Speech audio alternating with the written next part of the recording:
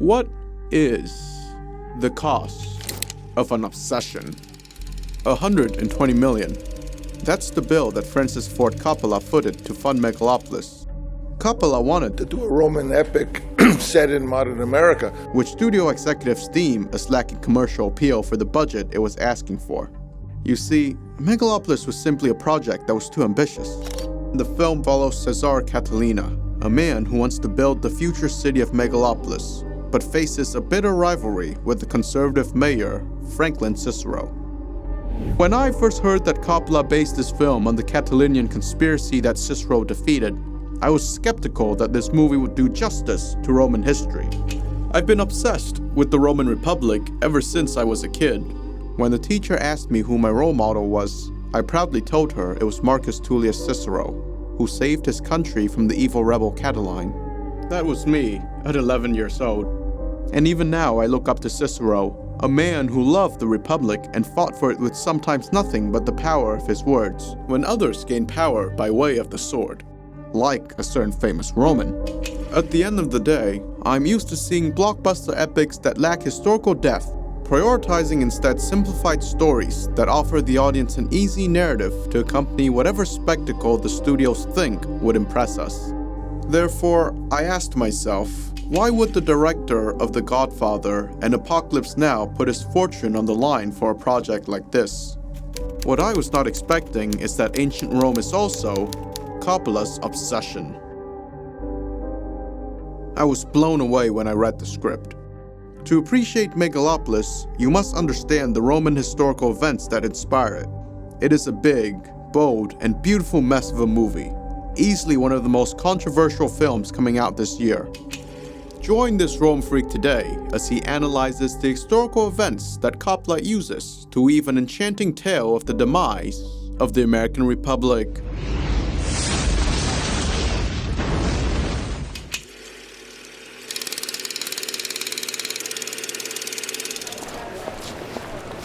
New York City, the Rome of modern time, so full of fear and yet so full of promises and opportunities.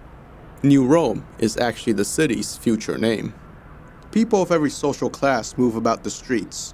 A few show off excessive wealth, while many struggle to even make it through the day. Although everyone is preoccupied with their own business, they cannot resist the urge to gossip about city affairs. Do you believe this mayor they've come up with? He was a piss-poor district attorney. One man has a lot to prove, coming from a humble background in a city dominated by ultra-wealthy bankers. His name is Mayor Franklin Cicero. Like Mayor Franklin, Marcus Tullius Cicero came from humble beginnings compared to other politicians of his day. You see, Cicero was a Roman citizen, but he wasn't a Roman as in strictly from the city of Rome. Cicero was born in Arpinum, a town 60 miles outside of Rome. Even worse, his family had never held major political positions in the Roman Senate. Rome was a republic, but not every Roman citizen had an equal shot to join the ruling class. No, the Roman Senate was controlled by the old families, most of which could trace their ancestry back to the original senators that deposed the last king of Rome. For some, even being related to a great family ensured their election straight into the Senate. In short, Rome was run by Nepo babies. Yet as much as the elites whined and kicked their legs, nothing could stop his meteoric rise. Cicero managed to succeed despite his weaknesses, developing the sharpest tongue in Rome. Arriving in the city as a lawyer, he overcame one challenge after another. "He's a nobody," they would say. "I am indeed a nobody," he exclaimed proudly as he prosecuted an ally of the dictator Sulla for corruption. "He's got no money," senators complained. Cicero's fair administration of Sicily in his first government job earned him the sympathies of the landowners. They sent him massive amounts of food to feed the Roman poor during his year of public works. "You're just a foreigner," his enemies accused. "Well, Varus, you too can become a foreigner." Cicero responded as he got a corrupt governor exiled from Rome, bringing out so much evidence that even the heavily bribed jury cannot deny his guilt. Against all odds, Cicero tamed his opposition and got elected consul, the highest position in the Roman Senate, at the minimum age of 43. However, in Megalopolis, Franklin Cicero is not the protagonist. In the film, New York City is in massive debt, and Franklin proposes a plan to build a large casino complex called City World that would add billions worth of revenue. Just as Franklin prepares to round up support from the banking elites, Caesar Catalina intervenes. Caesar is the wealthy president of the Design Authority and a Nobel Prize-winning futurist architect, entrusted with maintaining the city's infrastructure. He tells Franklin, City World is the way of the past. A casino, for God's sake. A place where paychecks are lost and kids go hungry. Caesar would have none of it. He proposes to build a city of the future, a socialist utopia from his own funds, called Megalopolis. You may be wondering how the self-interested Franklin Cicero relates to Marcus Tullius Cicero. Franklin is based on an older Cicero, one whose political ambitions have turned him from an optimistic idealist to a two-faced puppet of the ruling class. But this is a version we'll meet later. Just keep a sense of doubt in the back of your mind about Cicero's intentions, as Coppola sure did. Back to the film. Franklin grows increasingly bitter towards Caesar. Not only does Caesar halt his plan to build City World, but he also gets romantically involved with Franklin's daughter Julia. Franklin vowed that he would stop Caesar Catalina and his wicked designs. Politics is the personal made public, he says.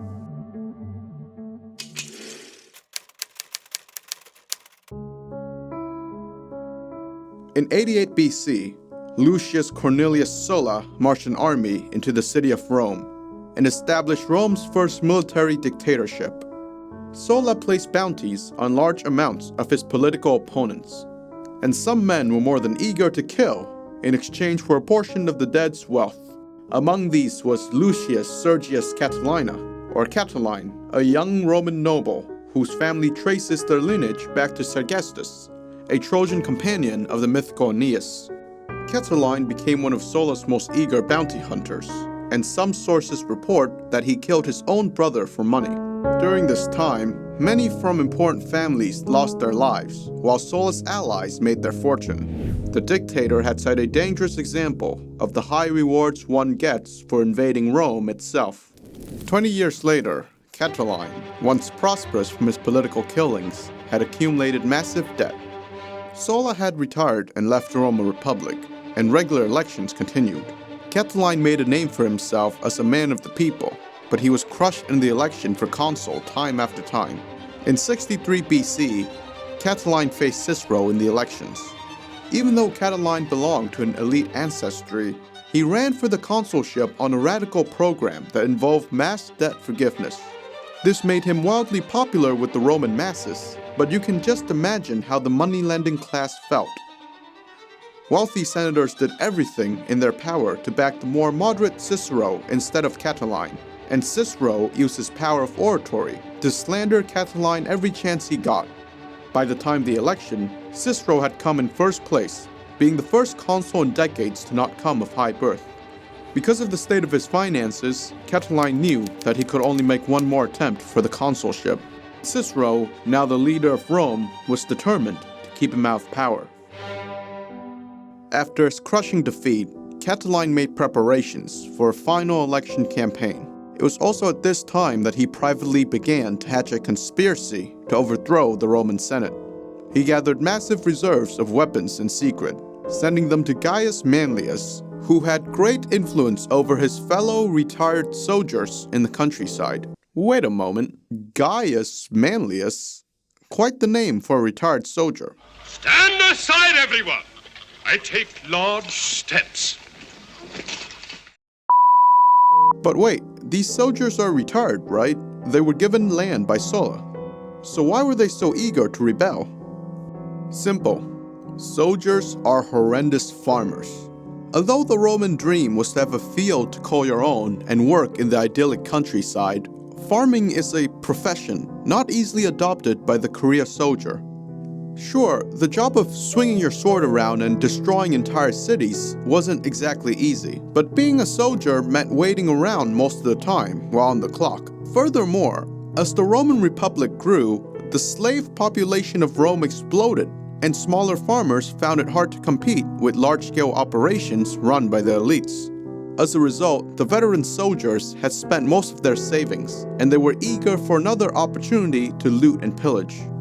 The soldiers needed money, and Catiline wanted power, so silently, they prepared for civil war.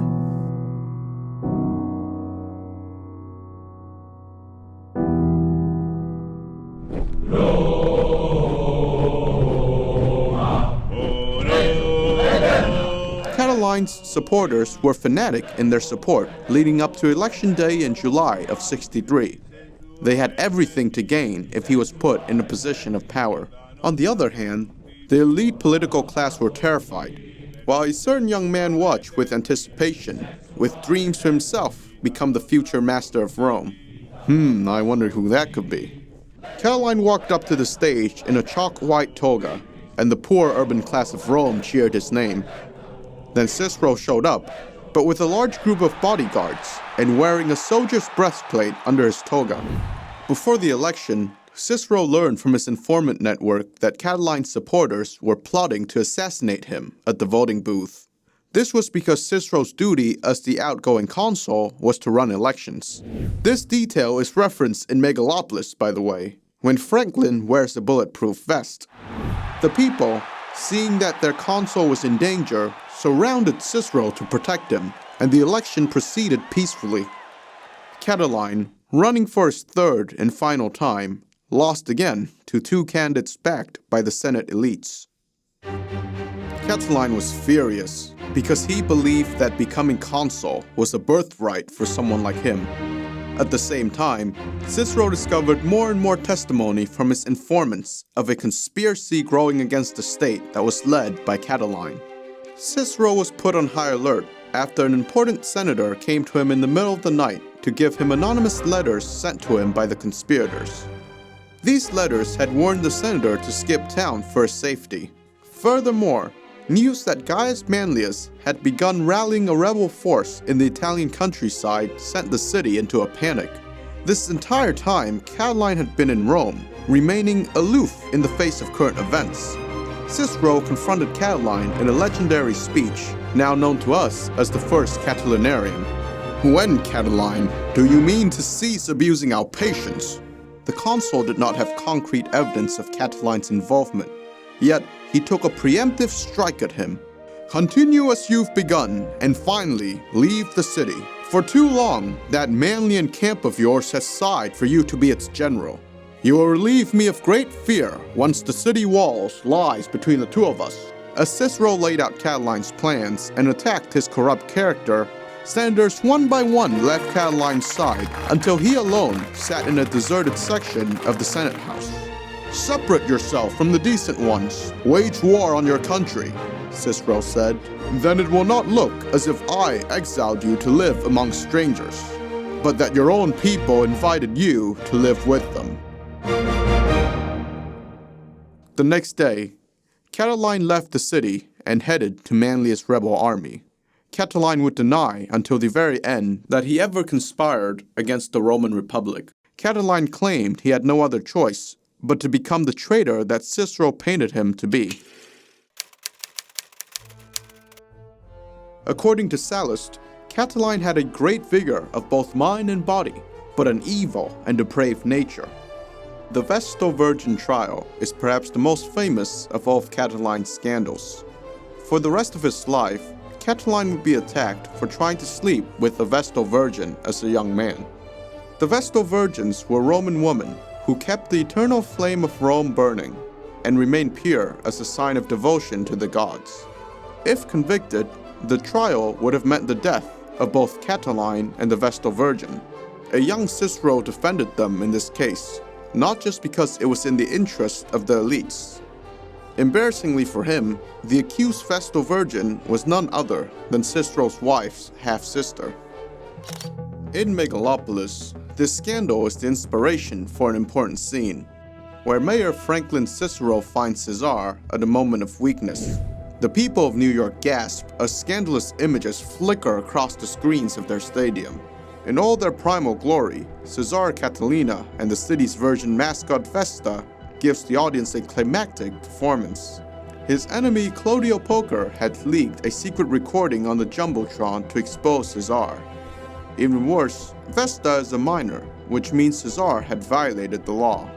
Franklin Cicero sees that the crowd is angry at Caesar, and he finally has a chance to get back at this previously untouchable elite. "There is no form of dishonor which does not stain your private affairs," he says. Franklin, finally having a victory under his belt, orders the police to detain Caesar, in a speech that mirrors Cicero's famous Catilinarian. Caesar Catalina may have been involved with terrible scandals after all, but that doesn't mean he is guilty of wanting to bring the city to ruins. What if Caesar Catalina is a dreamer who is plagued with all too human faults? Trying to save Caesar from Franklin's wrath, the mayor's daughter pleads with him. "Don't you see, Daddy? He's a tragedy because his mind and spirit are someplace his body doesn't know, can't follow." Caesar Catalina envisions a city built with renewable, futuristic material, where labor would be a thing of the past. Yet many cannot see beyond his faults, especially those like Franklin Cicero. The Roman Cicero famously believed that politics is the personal made public, a motto that is also repeated in the film by Franklin. If everyone had followed the great laws set up by their forefathers, then the country would prosper. Instead, it is bad men acting in self-interest and filled with vices that causes the ills of a nation. One Roman knew this view was wrong. His name was Gaius Julius Caesar. Finally! Bet you didn't see that one coming. Caesar was a rising politician in the Roman Senate at the time, but not quite the powerful man we would know him to be yet. Catiline's departure to join up with the growing rebel army had sent the city into panic. The Senate was especially on edge, as Cicero presented irrefutable evidence that Catiline had spies within the government itself. Cicero recounted that, a few days prior, after Catiline's departure, his allies had contacted the delegation of a Gallic tribe to rebel against Rome. The foreign tribe had grievances with Rome, and they were there to complain about the heavy taxes that they were paying. The tribe was tempted, but they decided to ask their Roman patron what to do. The Roman client-patron system represented a unique bond between people of all classes. Patrons were influential Romans who would do their clients favors, and in exchange, they demand loyalty, like in The Godfather. Be my friend? Someday, and that day may never come, I'll call upon you to do a service for me. Luckily, this patron was an ally of Cicero and brought the tribesmen straight to him. He then recruited the delegation as spies, instructing them to demand signed promises of support from Catiline's allies to bring back to their people in Gaul. Reluctantly, 5 senators secretly loyal to Catiline gave the tribesmen signed letters of their intention to rebel. They did not know that it was Cicero and the Senate that these letters would go to, and not Catiline. When the debate came, Julius Caesar disagreed with senators who wanted to execute these conspirators, proposing instead that they should be imprisoned. Caesar argued that allowing citizens to be killed without a trial would set a precedent that could be abused later. By whom, I wonder? Even though he agreed that the men were guilty. Julius Caesar debated tooth and nail, but in the end, he lost to the Senate's extreme fear of the conspiracy. To rebel against Rome was one thing, but to call for invasion by foreign barbarians was a whole nother matter. The treasonous letters were unforgivable. They had signed their own death warrant. With his strongest supporters in Rome killed, many in Catiline's new army lost heart and deserted. Catiline attempted to flee north out of Italy, with the 3,000 men remaining, but the Roman army sent out by Cicero blocked the path of his illegal uprising. Julius Caesar not only understood the dangerous precedents of executing citizens without a trial, but a more sinister reality that Cicero had failed to address the root causes of wealth and class inequality that had brought the Roman Republic to the point where radical policies were needed. Was Caesar right? Brace yourself, things are about to get wild. Historian K.H. Waters had a theory that Cicero himself invented the whole conspiracy so that he could be seen as the savior of the state. He argues that Cicero actually plotted the demise of Catiline, who was innocent of the conspiracy. Now this is a complete 180. You see, for his entire career, Cicero was driven by a single obsession: to join the very elites he had tamed. He didn't begin this way. Early on, he proudly championed himself as a political outsider. The trial that kick-started Cicero's career directly defied Sulla and the establishment, forcing Cicero to flee Rome for his own safety. But as he returned to a Rome post-dictatorship and rose to the consulship, this deep obsession slowly but surely consumed him. He was called a foreigner for most of his career. Therefore, Cicero desired to join the inner circle of men from the great families, no matter how foolishly nearsighted they were. These elites didn't see that Rome's massive wealth inequality had led to a state of general discontent, with great reforms being needed. Massive imports of field slaves from Rome's numerous wars had displaced jobs that were normally filled by the average Roman. The wealthy class wanted nothing to change, so that they alone could reap the riches of the Roman Empire. Wanting to make himself indispensable to the elites, Cicero needed to keep the poor at bay and squash movements from radical politicians pandering to the urban poor. He used up most of his goodwill with the poor during his consulship, despite promising to be a consul for all. For example, Cicero impressively convinced the lower classes that a bill giving them free land was against their best interest. However, no matter how much he did, opposing a leaderless mass of the urban poor would not be impressive enough of an achievement. Cicero's year as a consul was running out. He started cooking up a scheme. To earn the gratitude of the Senate elites, Cicero knew that he needed to defeat an enemy of the wealthy. Enter Catiline, a desperate politician who lost the race for consulship twice. Despite his ambitions, Catiline's career had been derailed by lawsuits and scandals due to his impulsive nature, including his alleged attempt to sleep with a Vestal virgin. In his last-ditched attempt to win over the masses, Catiline promised the people of Rome that all debt would be forgiven if he was made consul. As a result, the senatorial elites hated him, as many of them were wealthy moneylenders themselves. For Cicero, this made Catiline the perfect opponent to take down. First, Cicero spread rumors that Catiline wanted to kill him. Recall the elections where Catiline ran for the last time. This election was overseen by Cicero, who decided to put on a show. When the people saw him enter with the breastplate on, they became convinced that there was actual danger to Rome's consul, that Catiline's intentions were more than just gossip. Exactly what Cicero wanted everyone to think. Next, rumors of Catiline's plan to burn Rome down were also spread, furthering suspicions. Eventually, Cicero made a speech about Catiline in the Senate, accusing him of being an enemy of the state.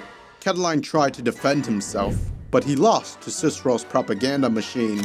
Therefore, Catiline had no choice but to flee Rome and join forces with Gaius Manlius, who was brewing a revolt of his own.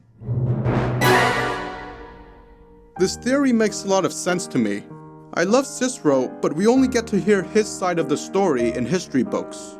Like, for instance, why would Catiline start conspiring to overthrow the government before knowing that he would lose the consulship? Back to K.H. Waters' theory. Catiline's departure confirmed his guilt in the Senate's eyes, and Cicero celebrated in private that his framing of Catiline had worked. He knew that Catiline was just the type of person, both crazy and desperate enough to be pushed into rebellion. Cicero now gets to play the part of the hero, paraded as the father of his country, and the ruling elites would be in his debt as he defends them against Catiline.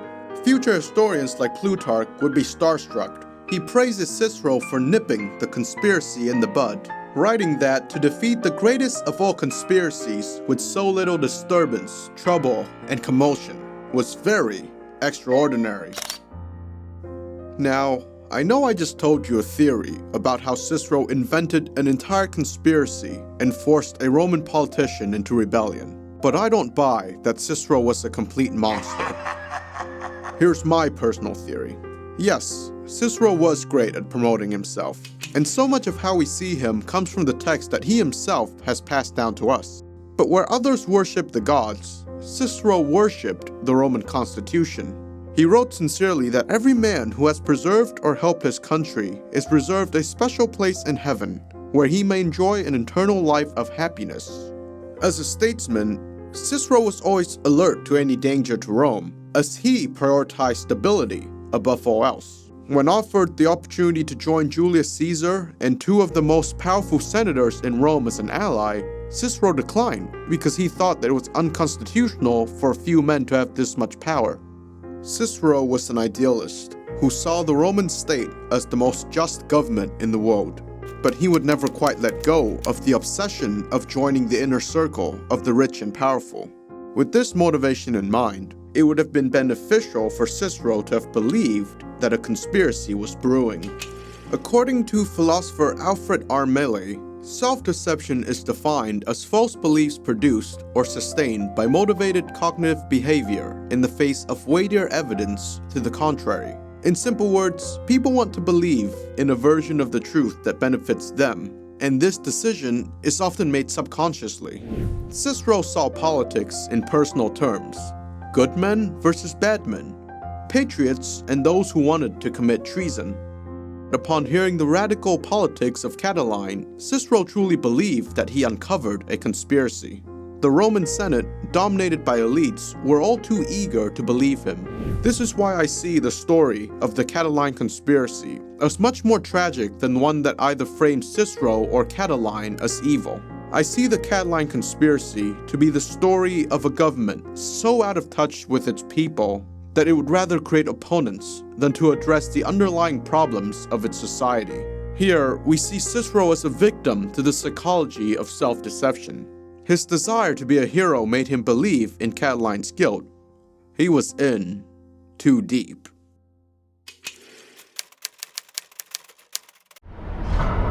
Time, stop! At the heart of Megalopolis is Coppola's conversation with history. In the United States, a polarized political landscape creates enemies out of some and martyrs out of others. Even if the real-life Catiline was not a genius, Megalopolis is first and foremost a cautionary tale of how the political establishment destroys young visionaries like Caesar Catalina. Even men like Franklin Cicero contribute to the decay of a nation, despite their best intentions. Franklin came from a poor family and rose through a self-made law career, so he should be all too familiar with the growing wealth gap in New York. But as mayor, Franklin cannot see beyond his extreme suspicion of Caesar Catalina, and he sees him as a corrupt man to be defeated. Towards the end of the film, Franklin therefore makes a deal with members of the banking elites in the shadows to bring his vision of a casino complex to life and steal the thunder from Caesar Catalina. He agrees to give them exclusive rights to all city business for the foreseeable future. In other words, the banks now fully own New York. At this moment, we realize that Franklin has gone too far in his mad pursuit of ingratiating himself with the elites as a savior of the city.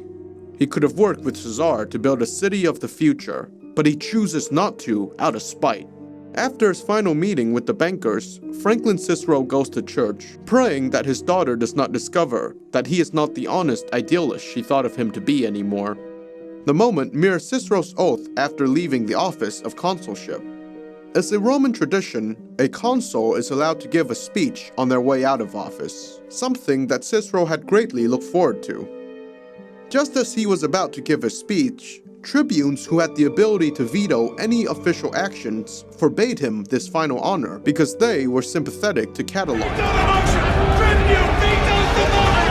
The tribunes nonetheless allowed him to proceed with the less important traditional oath of leaving office. It was Cicero who got the last laugh, as he improvised on the spot, saying to a cheering crowd that, "I swear to you that I have saved my country and maintained her supremacy."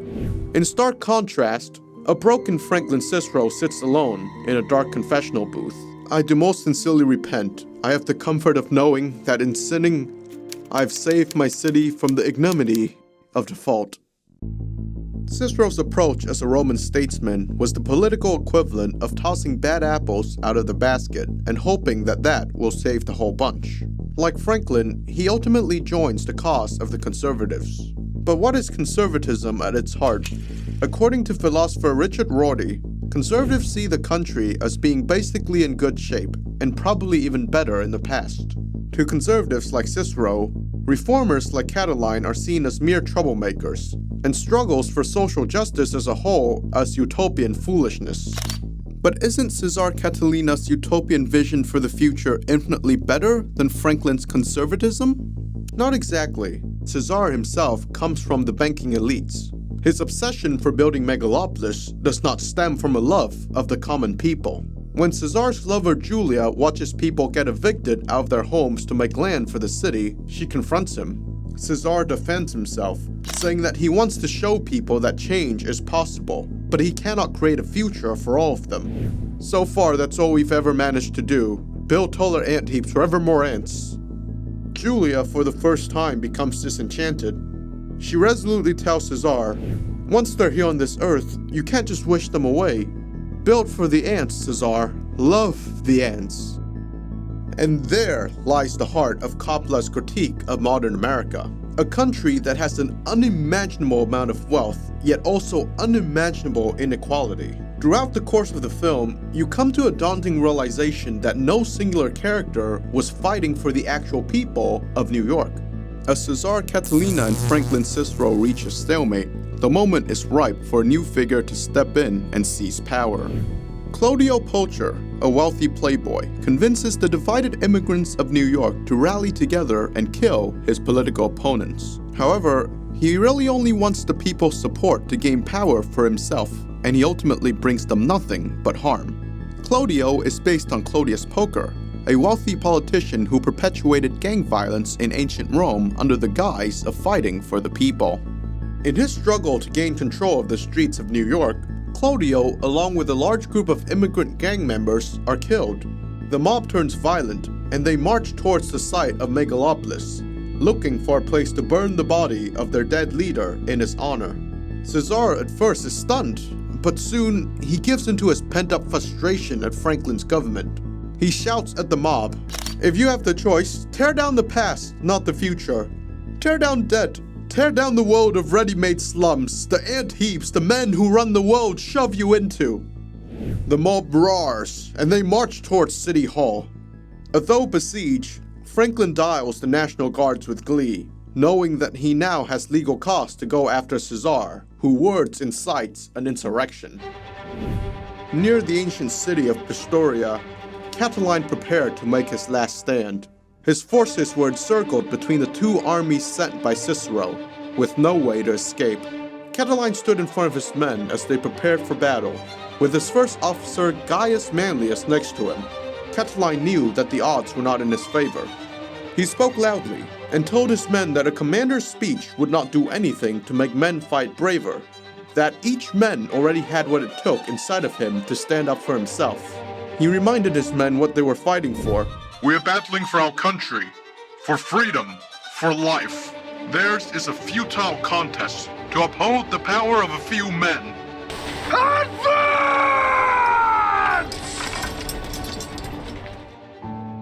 A few hours later, Catiline would lay dead, filled with battle wounds, while his army fought bravely beside him to the last man.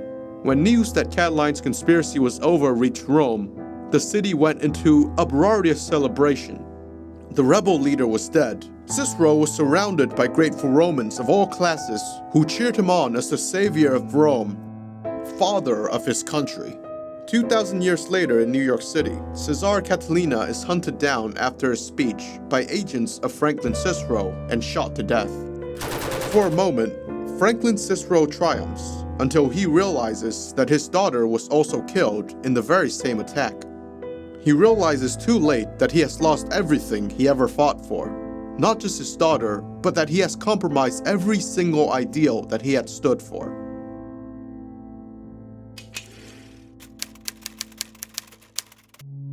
Interpreting history is one of the most political acts that one can do. A belief that sees Cicero as a hero in the classical conspiracy carries with it a deeply conservative message. It is no coincidence that Ted Cruz would reference Cicero's speech against Catiline in an attack against President Obama. When, President Obama, do you mean to cease abusing our patience? But let's not kid ourselves here. Coppola's commentary goes beyond just the Democrat-Republican split in the United States. Coppola himself said that what he is most concerned about is the current global trend of a resurgence of the far-right, fascist tradition. In school, we are taught history as a series of facts set in stone and undisputed. Yet, it is how we interpret history that forms the basis of our beliefs today. With the horrors of the world wars in the past, it is hard for most of us to imagine how one can morally justify genocide upon others.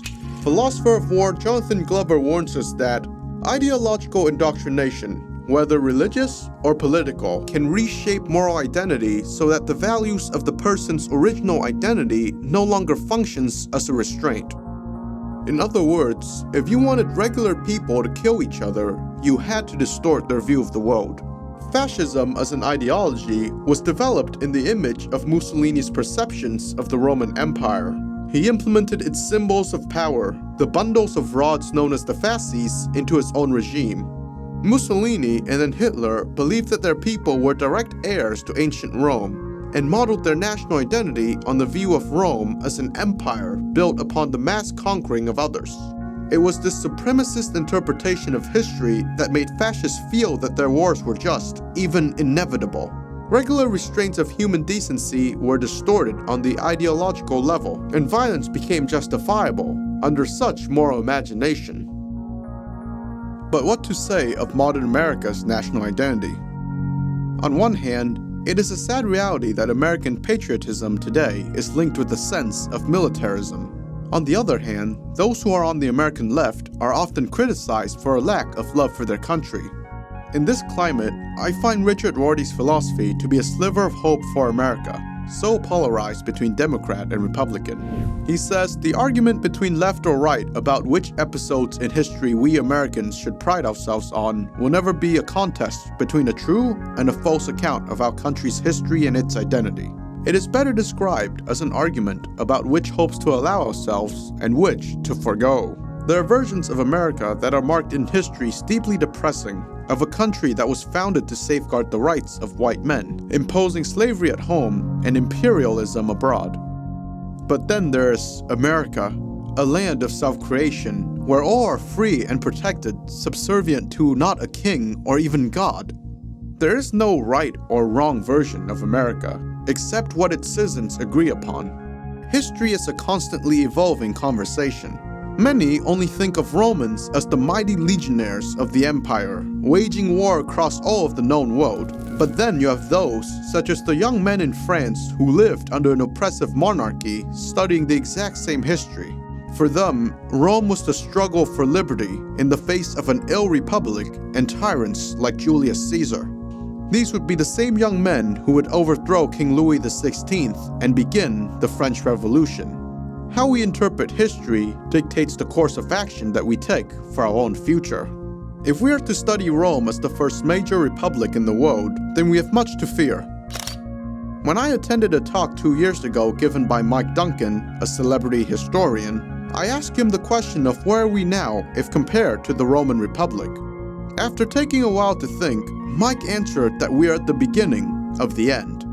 Political violence marked the erosion of the civil government in the Roman Republic. By the time of Cicero, this violence had become normalized. In the US, it is also shocking to see that political disagreements are harder and harder to resolve through discourse. By understanding Coppola's interpretation of the Roman Republic, we understand the process in which wealthy politicians throw veils over our eyes and lead us blindly against our own interests. Donald Trump's cult of personality is an example on the forefront of everyone's minds. Many articles in 2020 actually compare his failed insurrection to Catiline's.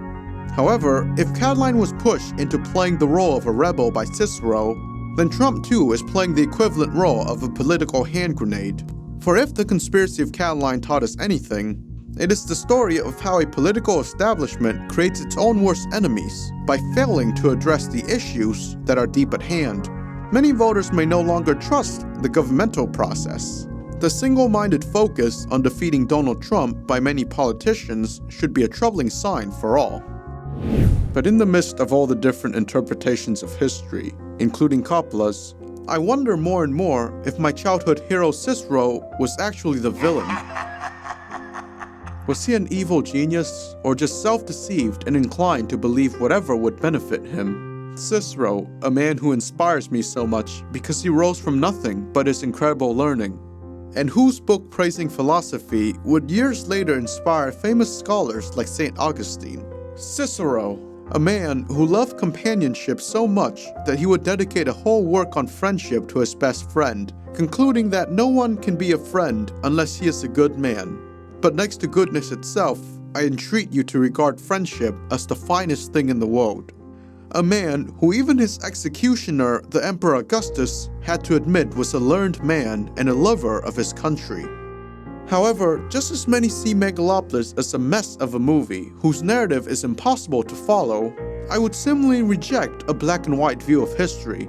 Coppola's films are filled with commentary on the United States, from the power struggles of the Corleone family to the Vietnam War in Apocalypse Now. The history of Rome inspires us to this day, and it will until its lessons are no longer needed. For Coppola, these stories led him to Megalopolis, a cautionary tale about the future of America, drawn from the past. After all, what is the cost of an obsession with history, if it is not used as a tool to build hope in the present?